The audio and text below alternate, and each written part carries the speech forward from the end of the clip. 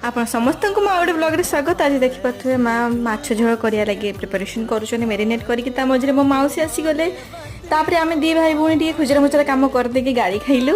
ତାପରେ ମା ଗୋଟେ ଗୋଟେ ମାଛକୁ ଭଲସେ ଭାଜିଲେ, ଆଳୁ ଭାଜିଲେ। ଏଠି ମୋ ଭାଇ ବି ଭାଜୁଛି, ତା ସ୍ତ୍ରୀ ବହୁତ ଲକି ହେବ ମୁଁ ଆଜିଠାରୁ ଜାଣିଲିଣି। ତ ଏଠି ମସଲା କଷିବା ଲାଗି ମା ଲାଗିଗଲେ। ମସଲା କଷି ସାରିଲା ପରେ ଏତେ ସୁନ୍ଦର ଝୋଳଟିର ବାସ୍ନା ହେଉଥିଲା ମୁଁ ଆପଣଙ୍କୁ କହିପାରିବିନି। ଝୋଳ ଆମର ରେଡ଼ି ହେଇଯାଇଛି।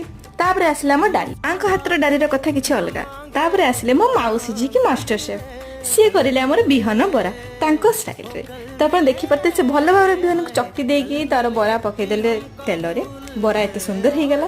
ମୋତେ ଦାୟିତ୍ୱ ଦିଆଯାଇଥିଲା ବାଇଗଣ ଭଜା କରିବା ଲାଗି, ଆଉ ମୁଁ ସେଇ ଦାୟିତ୍ୱକୁ ବହୁତ ଭଲ ଭାବରେ ତୁଲେଇଲି, ଆପଣ ଦେଖିପାରୁଥିବେ। ତାପରେ ମୁଁ 3ଟା ମାଛ ପିସ୍ କାଢ଼ିକି ରଖିଥିଲି, ଆମେ ଦି ଭାଇ ଭଉଣୀ ଏୟାର ଫ୍ରାଏରେ ଖାଇବା ବୋଲି। ତ ତାକୁ ମୁଁ କଲି, ମ୍ୟାରିନେଟ୍ କରିକି ରଖିଦେଲି। କେତେ ସୁନ୍ଦର ହେଇଯାଇଛି ଏଇ ମାଛ ଗୁଡ଼ା ଦେଖନ୍ତୁ। ଆମର ଆଇଟମ୍ ଆଜିକା ଏତିକି, ଆଉ ଖାଇବାରେ ବି ଏକଦମ ଜବରଦସ୍ତ।